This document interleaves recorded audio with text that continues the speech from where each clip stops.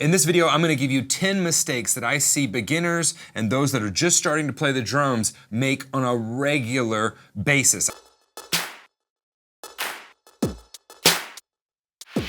I teach thousands of students around the world due to my online drum school over at Stevens Drum Shed. And so over the years, I've been able to really have an intimate look at what it looks like to start drumming, to just come back to drumming after a long time away, to just pick up the sticks, all of those things. And after countless experiences with that, these 10 things keep cropping their heads up. So let's go ahead and get started with the first one. The first mistake I see drummers making that begins to impact them not long after they start playing and they start seeing what's going on here is not practicing with a metronome. Now I know some of you are like, man, I just gotta feel it, and I'm all for that. But the reason we work with a metronome is because it solidifies our timing. It does not make us sound like a robot. Don't worry, you're not gonna sound like R2-D2. Like, you are going to sound like a person, but your timing is going to be better. It's going to improve your timing, okay? And the apps these days are so cheap. You had to spend $100 for Dr. Beat.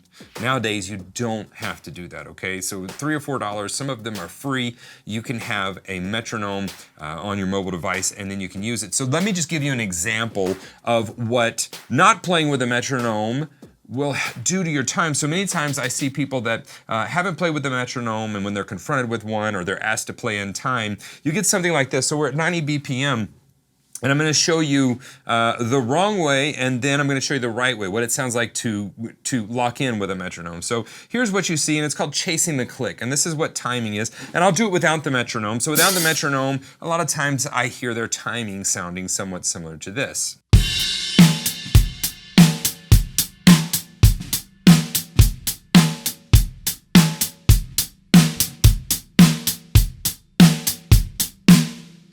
So it's like it's in time, but it's not smooth. It's not.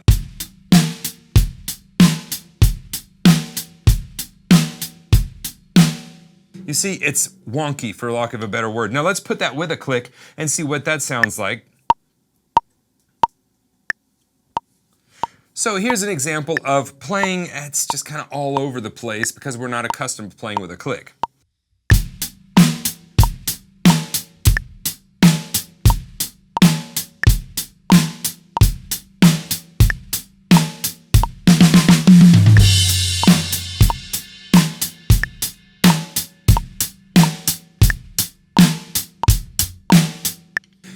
So we're there, but we're not really there. We're in time, but we're not really in time.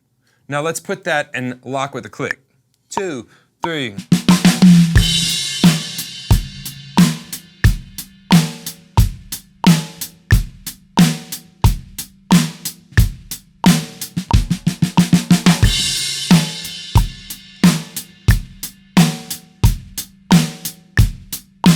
Versus.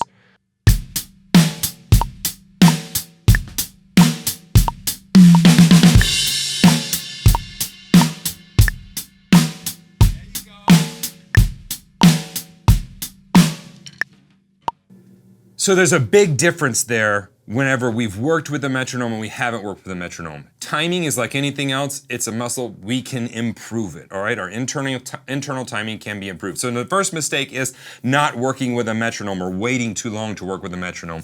The second thing I see them doing, the second mistake, is playing too tensely, and that's very easy to spot. So we're playing, we're all arms, we're all forearms.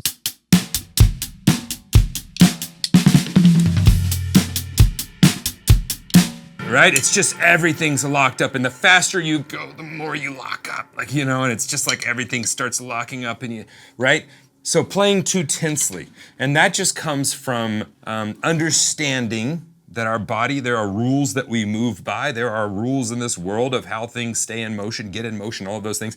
And if we get in line with those, it's so much easier to play the drums, right? So I don't have to look like I'm tensing everything up. As a matter of fact, it's counterproductive because when we go to play fast patterns, we tense up and it confounds the issue even more, right? And so what we want to do is work on playing relaxed, and that comes from playing with good technique, and that comes from just spending time with the instrument, knowing what rebound is, all of that stuff. So the first one's not practicing with the metronome. The second one is playing too tensely. The third one is volume in all the wrong places, okay? So new drummers typically tend to be volume heavy at the top part. Whereas more experienced players, you will hear a lot of their volume coming from the bottom up, unless we're like playing jazz, and then their ride cymbal is going to be. But even a beginner playing jazz, it's very, right? It's all just, it's loud, loud, loud, loud, loud. And whenever they're playing a simple rock groove, what I mean by volume coming from the wrong places, many times you'll hear their hi-hat voice well above everything else, okay? So it's,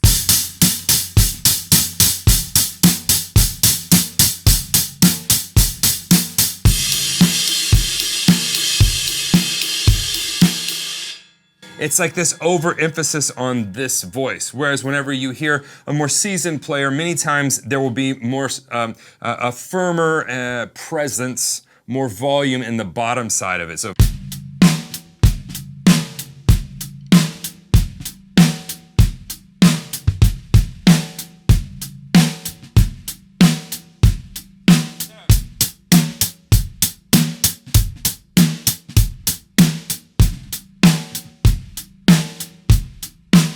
Now, does that mean that this can't come up in volume? No, of course it can. Of course it can.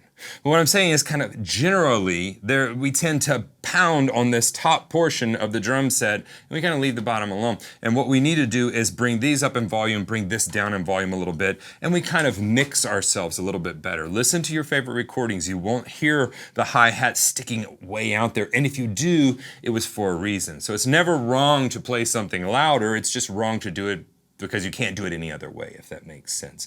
So we need to control that volume and put it in the right places. Number 4 is poor posture. Now, look, I had a piano teacher growing up, and I finally quit piano because I hated it, mainly because of the teacher, and he would just like stab his fingers into my back. You know, I'm like a normal kid. I'm just like this, you know, all the time, just like this, whatever I'm doing. And so he would, you know, poke the center of my back, and it never helped because nobody ever explained to me, hey, Steven, here's why you need good posture. If they would have explained those things to me, I would have understood a little bit better, okay? So I'm going to explain to you very quickly why you need good posture. The first thing is, and I have a video on this, I'll link it below this. The first thing is when we sit on our tailbone, most of the time we tuck our butts and we sit down like this. When we do that, that hurts just sitting there.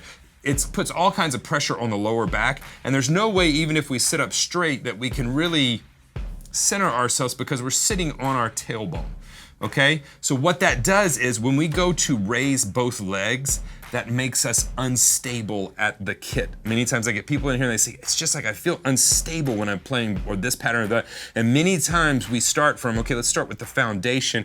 Why do you need to sit up straight? So the first thing is you're gonna hurt your back. Just see Buddy Rich. He ended his life with chronic back pain. I'm not a doctor. I'm sure there were other issues, but watch his posture his entire career. It was horrible. Anytime you have posture like that, you're going to have back problems, period. So the way to do that is, the way to feel more stable and to avoid back pain is when you sit down, tuck your butt back, and we sit down like that. Now I'm centered firmly on the biggest muscle in my body, and when I turn and lift my legs, I'm much more able to center myself. So when I go to play my pedals, I'm able to center myself. I'm not sitting on my tailbone and already have a compromised foundation, okay? So that's why it's important to sit up. Yes, you want to avoid back pain, but you tell a kid that and they're like, my back will never hurt because I'm invincible because I'm 9.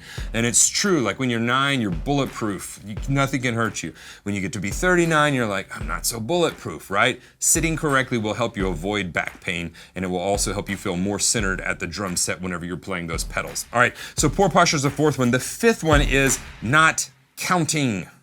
It's just like a pet peeve of mine. If you come take lessons from me, I'm gonna have you yelling in the class, like we're gonna be yelling counting. I want you counting above everything. Why? Because we don't know where we are if we don't know where we are. I don't know if that statement makes sense to you, but if you don't know what count you're on, you definitely don't know where you are in the song. So if I go to do a drum fill, I may slide half a beat out of there, I may drop a beat, and it comes from not counting. Now, do you need to count all the time once you become experienced? Most likely not, but we need to know how to count any pattern that we're playing because that helps it make logical sense to our brain. And that helps us to play the music better and not drop a beat. So an example of dropping a beat would going for a drum fill and just coming out on like, I don't know, beat 4 instead of coming out on 1. So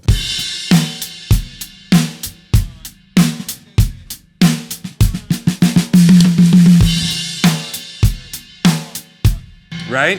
And I know because I did this. like back in the day, many times, many embarrassing moments. Not counting. We can't drop the beat. You don't want to drop any beats, okay? And so you got to count when you play any exercise. I say, well, I can play it, but I can't count it. Well, then we can't play it. You want to be able to count this, and you want to be able to understand what we're playing. The sixth thing I see is inefficient setup. So your throne is like down here, or your snare drum is by your shins, or your hi-hat is way up here, or, okay, look. Drum setup is personal, but there are ways that your body moves, and there are efficient methods to set things up and inefficient methods to set things up. As long as you're not hurting your body, I really don't care how you set it up. But there are some ways that will hurt your body. There are some ways that will break cymbals when we have cymbals set up directly looking towards us and we don't understand that we need to come down on top of them instead of coming straight at them. Whenever we have hi-hats too up high and we have the snare drum way down here where we're playing like this is an inefficient setup. When we're trying to play faster, maybe double bass or something, and we're sitting on the floor, like you gotta get up above anyway, that's personal. But inefficient setup, toms facing weird, all of those things. We need to make sure that we understand why the drums are set up that way, that it's comfortable for us, that the tom isn't facing at a weird angle. Drum catalogs and online drum pictures, they take those to show off the drums. They don't take those because that's supposed to be the way you set it up. Otherwise your toms would be all facing this way and cymbals would be a weird setup, right? Take the time to make your setup personal. The seventh thing is not taking lessons. And you're like, Steven, you're just saying that because you want me to go to your website and take your lessons. Well, sure, I want you to do that, but that's not why I'm saying this. Anything that you work on, whether it be basketball or baseball or tennis or something art or whatever it may be, there are rules and there are ways to learn it faster. And there are people that know more than you. And those people are teachers. And they're very good at conveying that information. Or at least we hope they are. And so whenever you're learning to throw a baseball, you learn so much faster if you have someone sitting there going, no, when you throw, when you come around, you want to do this. You want your foot to go point this way. You want this, you want that. When you're trying to learn how to tackle in football, when you're trying to learn to kick a soccer ball properly and make it go the direction you want it to go, there are better ways to do it, and teachers and coaches help you get there faster. Is it a requirement? No. But are you going to make less progress if you don't have some sort of material, some teaching? Yes, you will make less progress than someone that has a coach that is putting them through there. And what's great about online is you have some free instruction on YouTube. I have tons of free material. You have in-person lessons. You have, if you're old school, you got DVDs if you still like those. You got downloadable courses. You have books, drum method books. There's tons of ways for you to get that information now, and that's why I love kind of the time that we're living in. So not taking lessons is definitely a hindrance to you making the progress you want to make. The other thing, it's going to be number 8, is trying to move too quickly through material. I call it half learning. So you learn something and you kind of are like, oh, I've been on this too long, or you see somebody else on Instagram, you're like, wow, there's so much further. I'm going to go ahead and move on, even though I can't play it. Even though you've got that song halfway mastered, I'm going to move on because I'm tired of it. Even though I can't apply this within a groove, I did learn the fill, and oh, that's good enough, I'll move on. I will tell you this, all of the time you spent learning that, whatever it was wasted, completely wasted, because you never took that smaller chunk of time, the real hard chunk where it is putting it in your playing and putting the finalized pieces on learning that. That's where the hard work comes, okay? So please don't move too quickly through material. Please don't do half learning. That is a no-no in my book. Really, 7, 8, and 9 go together. So 7 was not having some type of a teacher, whether that be book or audio or online, whatever, in person. Number 8 is trying to move too quickly through material. Number 9 is an unorganized practice time. Practice is an event within itself. Learning an instrument is an event. And then you have practice, which is this whole event in and of itself. And we're really not taught how to practice. What's the most efficient ways to practice? And so I always like to convey to my students, hey, there's a better way to do this. Here's how we can set this up methodical. And the easiest thing is set your goals, break those goals up into smaller goals, find the content to get you there, and then mark out the time that you're gonna show up to practice. And when you show up, you work on those 2 or 3 things. I try to work on no more than that in my practice time for an in-depth long period of time so that you see progress, right? We don't wanna work on 10 things in an hour. That's not good. 1 or 2 things. Let's go deep on those things. So unorganized practice time, practicing something, not having a method to practice it, moving on too quickly, just kind of showing up and hoping that things will, you'll figure things out. All of those are examples of just inefficient and unorganized practice times. And it's something that I harp on with all of my students, whether they be online or in person. You have to get your practice time organized if you want to see the results you want to see in the practice room. I've got some free material on that. It's probably linked below this in the video description if you ever feel like checking it out. But it's a big deal, organizing your practice time. And the last thing, number 10, is waiting too long to play with other musicians. When people come in and take from me, they say, well, my ultimate goal is to play in church. I'm like, great, go ahead and contact your minister of music. My ultimate goal is to go out to a jam. Cool, start going out. You don't have to play yet, just start going out. Like, start meeting those people. Because music is a community event, and the reason you're learning to play is to play music, hopefully. That's my reason. And so when we do that, it's a community event, and we have to immediately get into that. I think I made the progress I did at an early age. I started gigging at 16. When I was 14 and got my drum kit, the same week, we had a drummer leave our church, and the same week I got my drum kit, I was asked to play, and I'm like, guys, I don't know how to play. And a guy that wound up being my mentor, he said, don't worry about it. I need you 3 times this weekend. I'll get you through it. And from there, I was just inspired by seeing all this music, being around these musicians that were better than me. I was constantly trying to get better. And that's what it will do for you. Now, you may say, Stephen, I'm not in a place where I can play with other musicians. It's kind of remote. That's okay. You have tons of recorded music where you can play along with other musicians, okay? So I encourage you, start playing along to other songs, going out to jams, call up a couple of friends and have them over to kick some songs around, talk to your minister of music at church, like whatever it takes to get you out playing with other musicians. And at the least, just turn on a song and start playing to it, okay? It really will help you see more progress quicker and point out your faults. So that's 10 mistakes that I see a ton of beginners making. I know there wasn't a lot of playing in this lesson. It's just I wanted to point out some things. If you ever have questions, please don't hesitate to ask me. I read all the comments. I answer my emails. Don't hesitate to get in contact with me. As well, you can go check out stevensdrumshed.com. I've got the Drum Better Daily program, all the lessons you would ever need in a very organized system that we cater specifically to you and your needs. So you can check that out if you want.